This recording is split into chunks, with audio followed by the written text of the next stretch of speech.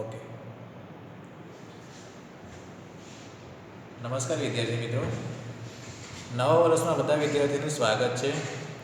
ધોરણ 10 વિષય હિન્દી આપણે 19મું ચેપ્ટર આજે નવા વર્ષમાં શરૂઆત કરીએ છીએ, બરાબર. અને એ ચેપ્ટરનું નામ છે તોતા ઓર ઇન્દ્ર. અહીંયા એ કાવ્ય જે છે यह काव्य एक संवाद काव्य या हम कह सकते हैं कि कहानी काव्य. काव्य तो है लेकिन कहानी के रूप में या संवाद के रूप में लिखा गया. यह विश्व की श्रेष्ठ कहानियों में से एक है. तो उसके लेखक जो है नरेंद्र मालवीय, और वह यह कहानी जो है बुक ऑफ नॉलेज, बराबर, बुक ऑफ नॉलेज से ली गई बेस्ट कहानियों में से एक है. यहाँ पर तोता और इंद्र जो है ये देवों के देव या देवों के भूपति आप हम कह सकते हैं. राजा इंद्र और तोते के बीच जो संवाद हुआ है वह संवाद के माध्यम से लिखा गया यह काव्य खूब अद्भुत और कहानी काव्य के रूप में पूरे वर्ल्ड में यह खूब लोकप्रियता हासिल हुई है. तो इसमें काशी नगरी जो हिंदुस्तान की हम कह सकते हैं, गुजराती में एक अच्छी कहावत है कि काशी का मरण और सूरत का जमण. આમ ગુજરાતીમાં કેવું હોય આપણે તો કહી શકીએ કાશીનું મરણ અને સુરતનું જમણ, આ બે વસ્તુ પૂરા હિન્દુસ્તાનની અંદર, પૂરા ભારતની અંદર ખૂબ લોકપ્રિય છે કે જમવાનું કોઈ સારામાં સારું હોય તો સુરતનું, અને માણસે મરવું હોય તો કાશી જવું પડે. એટલી કાશીની પવિત્રતા છે. પવિત્રતા એટલા માટે છે કે કાશીનું મરણ જે છે એ સીધું આપણને સ્વર્ગ સુધી લઈ જાય એવી લોકવાયકા છે, એવી માન્યતાઓ છે મહાભારત કાળથી કે કાશીમાં જો માણસ મૃત્યુ પામે તો એ સીધો સ્વર્ગમાં જાય. એટલા માટે काशी खूब पवित्र भूमि से यहाँ जे छे यहाँ पर जो है वो काशी के पवित्र स्थल के संदर्भ में हमारा काव्य का जो आरंभ है वहाँ से होता है कि राजा इंद्र एक दिन जो है वो घूमते घूमते काशी नगरी के बगल में से एक बहुत घना जंगल है, उस जंगल से गुजर रहे थे. और गुजरते हुए उन्होंने देखा एक वृक्ष है जो सूखा है, और उस वृक्ष के बखोल में एक तोता बैठा हुआ है. तो इंद्र राजा को प्रश्नार्थ हुआ कि ये सूखे वृक्ष में तोता क्या कर रहा है, और इन दोनों के बीच संवाद होते हैं. और तोता अपने सफाई में बोल रहा है कि मैंने इसी वृक्ष पे, जब यह वृक्ष जो है वो जंगल में हरा भरा था, सबसे बेस्ट या सबसे सुंदर यह वृक्ष था, मेरा जन्म यहीं पर हुआ है, मैंने अपनी भाषा, अपना व्यवहार, अपना जीवन यहीं से शुरुआत किया है. तो अब यह वृक्ष जो है एक दिन एक शिकारी आया और उस पर विशीला जहर या विशीला जो तीर है वह मारकर इस वृक्ष को सूखा कर दिया, और आज यह वृक्ष जो है सूखा हो गया और पूरे जंगल में बदनाम हो गया. तो इस वृक्ष ने मुझे जीवन दिया है, मुझे सहारा दिया है, मेरा अच्छा मित्र है. तो इस सूखे वृक्ष के अंतिम समय में या उसके दुख भरी परिस्थिति में मैं इस वृक्ष को नहीं छोड़ सकता. और ऐसी बात सुनकर तोते की इंद्र राजा आश्चर्यचकित हो गए, और तुरंत ही उसने इस तोते को कहा, मांग मांग आप क्या चाहते हैं. तुरंत तोते ने कहा कि मुझे यह सूखा वृक्ष है वह हरा भरा होना चाहिए. तुरंत इंद्र राजा ने कह दिया तथास्तु, और वृक्ष तुरंत हरा भरा हो गया, और इंद्र राजा वहाँ से चले गए. और यहाँ पर हमारी कहानी जो है, काव्य जो है समाप्त होता है. यह छोटी सी कहानी या छोटी सी कथा वस्तु जो पद्य रचना के रूप में काव्य लिखा गया है, इस काव्य रचना के केंद्रवर्ती विचार हम कह सकते हैं कि सच्ची मित्रता, दुख या सुख हमें निभानी चाहिए, दुख या सुख में भी हमारी अपनी मित्रता निभानी चाहिए. ऐसा इस काव्य का संदेश है. हम काव्य को समझने का प्रयत्न करते हैं. सुनो भाइयों, तुम्हें सुनाते आज एक प्राचीन कहानी जो है अति सुंदर, अति अद्भुत, सचमुच कहानियों की रानी. पुण्य भूमि काशी की महिमा चारों दिशा में थी अति गुंजित. देवों सहित देवपति उसको लगकर होते थे अति हर्षित.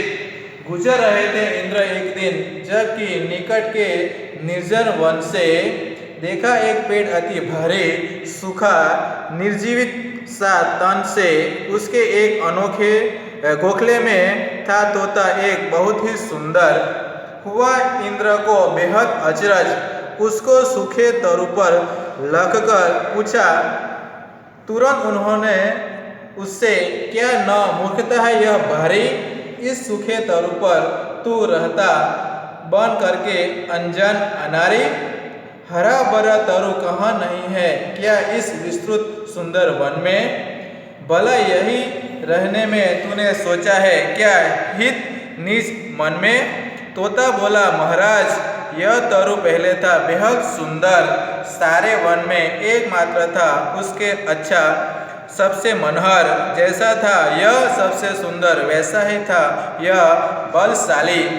यही था इस वन की शोभा, भाग्यवन अति गौरवशाली। चिड़िया तोते कोयल मैना सबको ही यह अति प्यारा था। महाराज यही एक कुरूप तरु शोभा में सबसे न्यारा था। मैं जन्मा हूँ इस पर जब इसकी शोभा थी नई निराली, अतः मुझे प्राणों से भी प्यारी है इसकी डाली डाली। इसकी मोदमयी छाया में मैंने था निज होश संभाला, यही है मुझको गाना मुस्कुराना उड़ना सिखलाने वाला। बचपन से ले करके अब तक इसने दी है मुझको छाया, मैंने हरदम इसको ही सुख दुख का सच्चा साथी पाया। किंतु कुछ दिन पहले आया वन में एक शिकारी, उसके विष से मुझ बाण ने इस पर ढा दी आफत भारी। विष के कारण सूख रहा है तब से यह तरुवर दिन प्रतिदिन, अब तो इसके साथ साथ ही मेरा भी होगा अंतिम क्षण।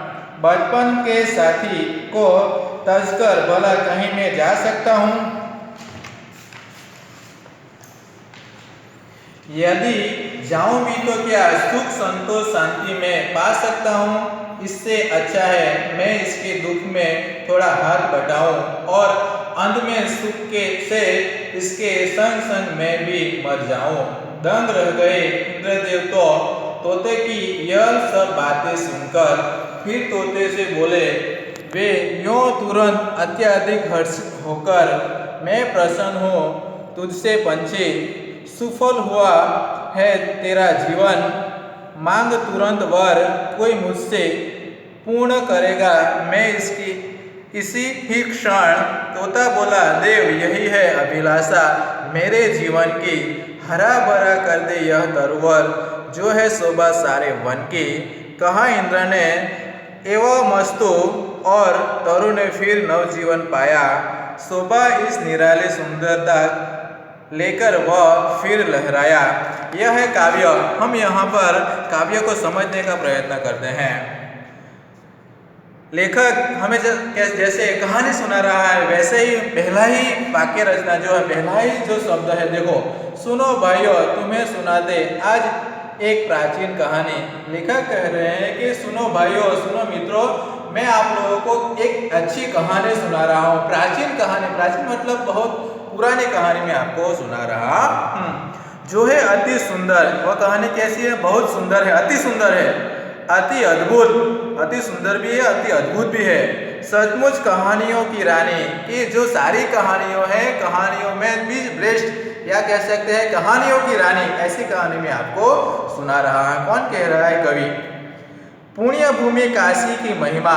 पुण्य भूमि मतलब पवित्र भूमि काशी जो है उसके साथ या उसका महिमा यानी महत्व, काशी का जो महत्व है उससे कहानी का आरंभ होता है। चारों दिशा में थी अति गुंजित, जो काशी की जो महिमा है वह चारों दिशा, दिशा मतलब दिशा में अति गुंजित, गुंजित मतलब चर्चित, कि काशी का जो महत्व है चारों दिशा में उसका महत्व फैला हुआ है। मैंने आपको पहले ही बताया कि काशी जो है वह स्वर्ग की सीढ़ी, या हम कह सकते हैं कि काशी में जो आदमी या कोई भी इंसान का मृत्यु होता है तो वह सीधा स्वर्ग जाएगा। तो यहाँ पर काशी का इम्पोर्टेंट बतलाया गया है। देवों सहित देवपति उसको लखकर होते थे अति हर्षित, कि यह जो देवभूमि काशी है उसको देखकर देवपति मतलब इंद्र राजा और उसके साथी जो देवों हैं वह देखकर, लखकर मतलब देखकर होते थे अति हर्षित, हर्षित मतलब आनंदित, कि काशी को देखकर इंद्र के साथ साथ उसके और देव लोग जो हैं वो भी बहुत आनंद का अनुभव कर रहे थे।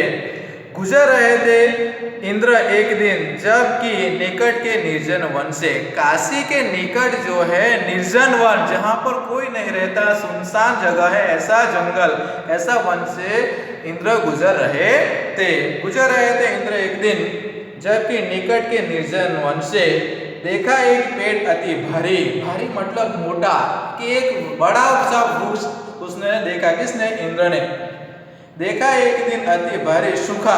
तो वृक्ष तो था बड़ा भारी, लेकिन कैसा था? सूखा। निर्जीवित सा तन से, निर्जीवित, जीवित नहीं है ऐसा, निर्जीव, निर्जीवित सा तन मतलब कि शरीर, काया, कि उसकी काया कैसी थी? निर्जीव, जिसमें जीव नहीं था, सूखा था। उसके एक खोखले में था तोता, एक बहुत ही सुंदर, और उस सूखे वृक्ष में एक खोखला जो था उसमें एक तोता इंद्र राजा ने देखा, सुंदर। हुआ इंद्र को बेहद अचरज, अचरज मतलब आश्चर्य, उस सूखे वृक्ष में तोते को पाकर राजा इंद्र को बहुत अचरज हुआ, आश्चर्य हुआ। उसको सूखे तरु पर लखकर, लखकर मतलब देखकर, तरु मतलब वृक्ष, उस सूखे वृक्ष पर तोते को देखकर इंद्र राजा को आश्चर्य हो रहा है। पूछा तुरंत उन्होंने उससे, किससे? तोते से पूछा। क्या पूछा? क्या न मूर्खता है यह बारी, कि आप सूखे वृक्ष पर निवास कर रहे हैं तो वो मूर्खता नहीं साबित होती? तोते ने क्या उत्तर दिया? देखो, इस सूखे तरु पर तू रहता बन करके अनजान अनारी, कि इस सूखे वृक्ष पर आप अनजान बनकर रह रहे हैं। अनारी, अनारी मतलब नादान, क्या आप नादान हो क्या? आप अनजान हो क्या कि इस सूखे बड़े वृक्ष पर आप निवास कर रहे हैं, आप रह रहे हैं? हरा भरा तरु कहाँ नहीं है? राजा इंद्र कह रहे हैं कि हरा भरा जो तरु है पूरे जंगल में, हरा भरा तरु से भरा हुआ जंगल है, आप क्यों वहां नहीं निवास कर रहे हैं? क्या इस विस्तृत वन में है? कि इस विस्तृत मतलब बहुत बड़ा जो जंगल है, उस बहुत बड़े जंगल में आपको कोई हरा भरा वृक्ष नहीं मिला जो आप सूखे वृक्ष पर निवास कर रहे हैं?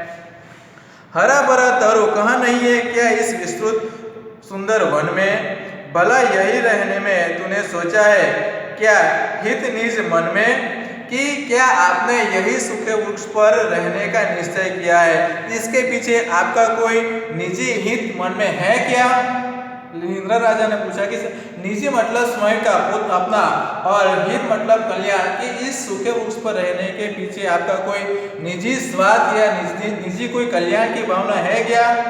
तोता बोला, महाराज यह तरु पहले था बहुत सुंदर। तोता ने भी उत्तर दिया कि यह तरु जो है पहले बहुत सुंदर था, सारे वन में एकमात्र था, सबसे अच्छा, सबसे मनोहर, कि पूरे जंगल में यह वृक्ष जो है बहुत सुंदर और बहुत मनोहर वृक्ष था।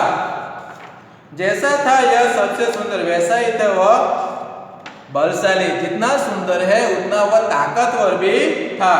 यही था इस वन की शोभा, भाग्यवान अति गौरवशाली, कि यह सारे जंगल की शोभा बढ़ाने वाला था वृक्ष, और वह गौरव देने वाला भी वह वृक्ष था। यही था इस वन की शोभा, भाग्यवान अति गौरवशाली। चिड़िया तोते कोयल मैना सबको ही यह अति प्यारा, कि तोता, चिड़िया, कोयल, मैना, सारे जो जंगल के पशु पक्षी थे वह सारे पशु पक्षी इसी वृक्ष को बहुत प्यार करते थे, उसको यही बहुत सिलेक्टेड या उसको पसंद करने वाला वृक्ष था। हमारा यह ही कुरूप तरु शोभा में सबसे न्यारा। आज जो यह कुरूप मतलब जो गंदा है, जो अच्छा नहीं दिख रहा है, वैसा यह वृक्ष एक दिन यह बहुत न्यारा था। न्यारा मतलब सबसे प्रिय था। विद्यार्थी मित्रों, तो हम लोग यहाँ तक काव्य को अधूरा छोड़ रहे हैं। बाकी का जो काव्य है हम नेक्स्ट वीडियो में देखेंगे। थोड़ा शब्दार्थ है, कुछ शब्द समूह है, जरा देख लीजिएगा, और थोड़े समास है, मनहर, मन को हरने वाला समास, तत्पुरुष समास, अनजान, जिसमें जान नहीं, जिसके पहचान नहीं है वह अनजान। शब्द समूह कोई थर्ड व्यक्ति के लिए कहा जाने वाला, बहुव्रीहि, नवजीवन, यहाँ कर्मधारय जीवंत है लेकिन कैसा नव। यहाँ पर विशेषण विशेष्य का संबंध है। प्रतिदिन अव्यय, प्रति जो शब्द है अव्यय हुआ है इसलिए अव्ययी भाव समास है। मैंने बताया था जब समास चलाए तो प्रत्येक ऐसा कोई शब्द हो जिसका व्यय न हो, ऐसा जिस शब्द में कहा गया हो उसे अव्ययी भाव समास है। थोड़ा शब्द समूह है, थोड़ा शब्दार्थ है, तो इसको जरा नोट में लिखिएगा और अधूरा जो काव्य है हम नेक्स्ट वीडियो में देखेंगे। अस्तु।